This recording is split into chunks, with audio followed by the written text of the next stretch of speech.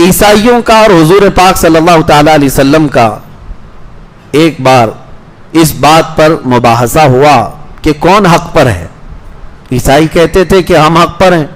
نبی پاک صلی اللہ تعالی علیہ وسلم کو اللہ نے فرمایا اے محبوب آپ ان سے کہہ دیں اگر تم حق پر ہو نا فَقُلْ تَعَالَوْا نَدْعُوا أَبْنَاءَنَا وَأَبْنَاءَكُمْ وَنِسَاءَنَا وَنِسَاءَكُمْ وَأَنفُسَنَا وَأَنفُسَكُمْ.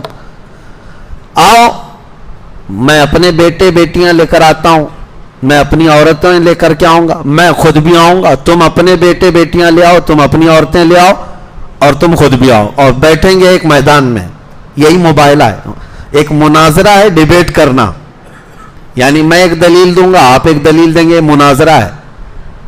اور ایک ہے مباہلہ, اس میں بات چیت نہیں ہے, اس میں بیٹھے رہیں گے میدان میں اور دونوں دعا کریں گے, دونوں دعا کریں گے کہ اللہ جو جھوٹا ہے اس کا چہرہ کالا کر دے, یا کوئی نشانی.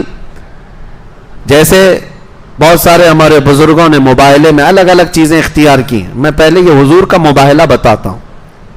حضور پاک صلی اللہ علیہ وسلم نے عیسائیوں سے کہا آ جاؤ تم بھی آؤ میدان میں بھی آتا ہوں, اور ہم اپنے اپنے رب کو پکاریں گے. جس کا دین سچا ہوگا وہ حق اس کا ظاہر ہو جائے گا. عیسائی مان گئے, کہا کہ ٹھیک ہے. نجران ایک جگہ ہے, وہاں کے عیسائی تھے. اب حضور پاک صلی اللہ علیہ وسلم اپنے گھر سے نکلے اور ساتھ میں کس کو لیا؟ سیدہ بی بی فاطمہ الزہرا کو, امام حسن کو, امام حسین کو اور حیدر کرار علی و مرتضیٰ کو. یہ پنجتن پاک کا قافلہ نکلا ہے اور نجران کی طرف. میرے عزیزوں, ناموں میں اتنا اثر ہے کہ آج بھی ہم دعا کرتے ہیں لی خمسۃ اطفی بہا حر الوباء الحاطمہ المصطفیٰ والمرتضیٰ وبناہما والفاطمہ. میرے پاس 5 نام ایسے ہیں جن سے ہر بری چیز کو اور ہر گرمی کو میں دور کر دیتا ہوں. وہ 5 نام کیا ہیں؟ ایک مصطفیٰ, ایک مرتضیٰ, ایک حسن حسین اور ایک فاطمہ. یہ 5 ناموں میں یہ تاثیر ہے. یہ پنجتن پاک کا قافلہ نکلا نجران کی طرف اور حضور پہنچ گئے. اہل حق ہمیشہ پہنچتے ہیں. نبی پاک صلی اللہ تعالی علیہ وسلم میدان مباہلہ میں پہنچے. عیسائیوں کو آنا تھا مقابلے میں, اور جو سب سے بڑا عیسائی پادری تھا وہ اپنے محل میں بیٹھا ہوا انتظار کر رہا تھا, آنے تو دیکھتے ہیں.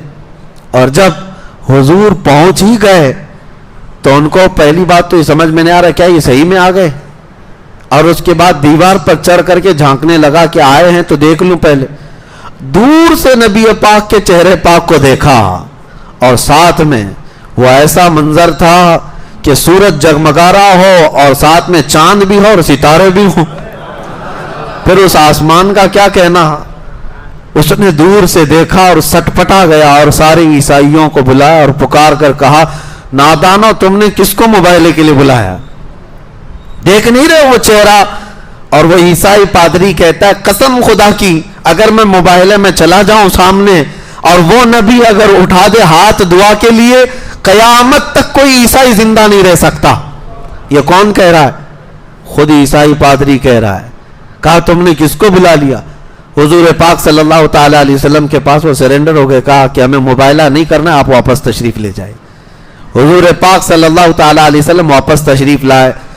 مباہلہ اسلام میں ہے لیکن ہونے کے چانسز بہت کم ہوتے ہیں, ہوتے نہیں. اس کی ایک وجہ ہے.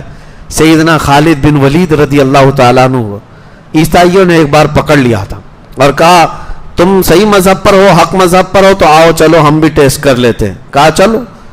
حضرت خالد بن ولید کے سامنے جو معاملہ تھا وہ کیا تھا, عیسائی آئے اور ایک ایسا خطرناک زہر لا کر کے رکھا, ایسا خطرناک زہر جس کو چھونے سے چمڑی نکل جاتی تھی.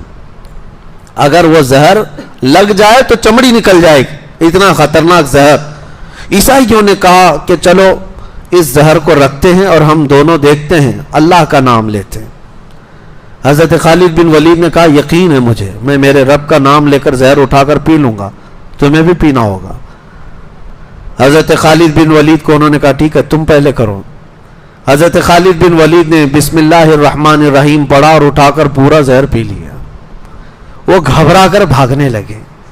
کہا کہ یہ کون انسان ہے کیا؟ اور بہت دیر تک دیکھتے رہے کہ کچھ تبدیل ہوگا کہ نہیں ہوگا. کہاں سے تبدیل ہوتا؟ وہ خالد بن ولید سیف اللہ المسلول ہے. کچھ نہیں ہوا، اللہ کے نام سے پیا.